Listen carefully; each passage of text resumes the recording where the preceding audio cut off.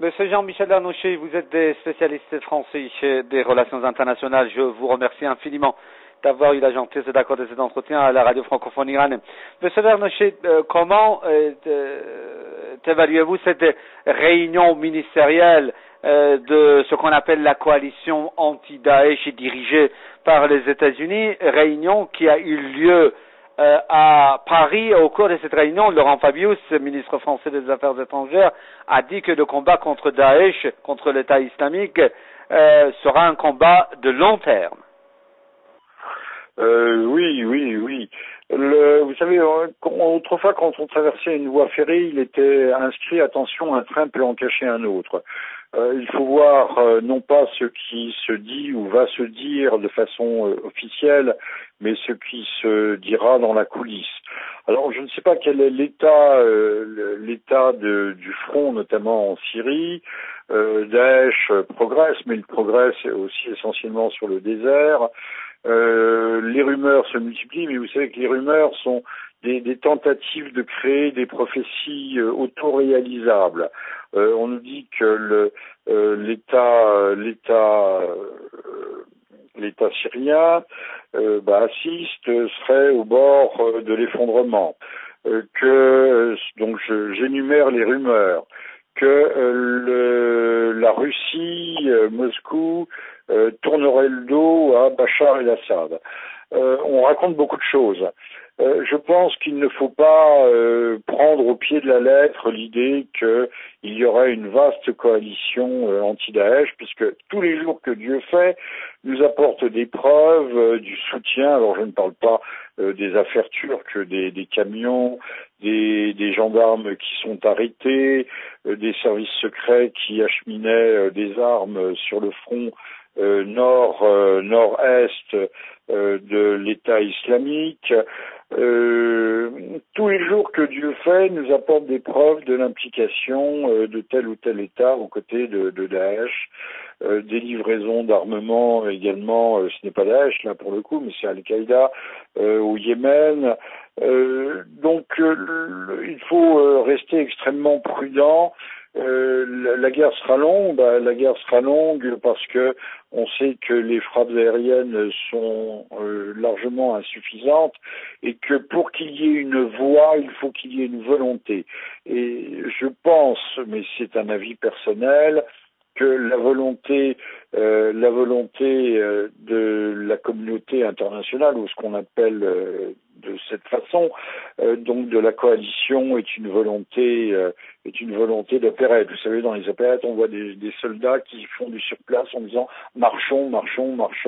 Bien, je pense que c'est à peu près cela en ce qui concerne Daesh, puisque la main droite, et je m'arrête ici, ignorant ce que fait la main gauche, de la main gauche on combat, et de la main droite on combat, et de la main gauche on alimente.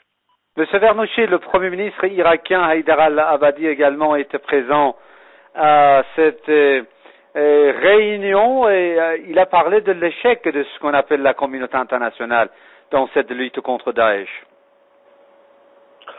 Il y a lutte parce qu'on ne veut pas réussir. La Turquie demande une zone d'exclusion aérienne, mais on voit bien que cette zone d'exclusion aérienne est dirigée contre Damas. On laisse actuellement progresser Daesh. Alors bien sûr, il ne faudra pas peut-être que Daesh déborde et aille au-delà de certaines limites. Mais pardonnez-moi, Al-Nusra, ce n'est pas Daesh, mais c'est Al-Qaïda. C'est une faction rivale, c'est en tout cas concurrente. Et on sait, alors ce n'est pas vérifié, mais il y a de fortes chances qu'un certain nombre de blessés d'Al-Nusra aient été soignés dans des hôpitaux israéliens. Donc c'est le grand bal de l'hypocrisie.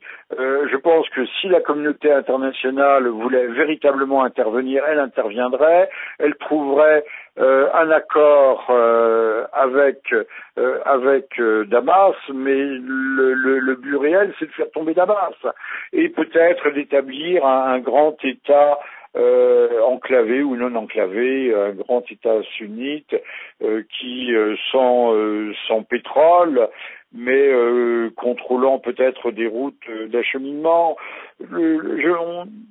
vous voyez, non pas ma perplexité, mais ma difficulté à voir dans ces va-et-vient contradictoires.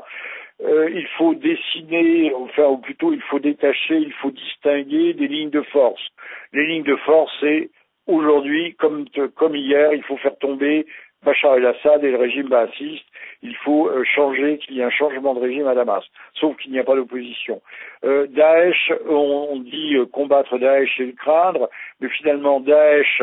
Alors, monsieur Lornoche, excusez-moi de vous couper la parole. Vous voulez dire que l'objectif n'est pas de combattre Daesh, mais plutôt de faire tomber le pouvoir de Bachar al-Assad, le gouvernement de Bachar al-Assad. Ça a toujours été l'objectif.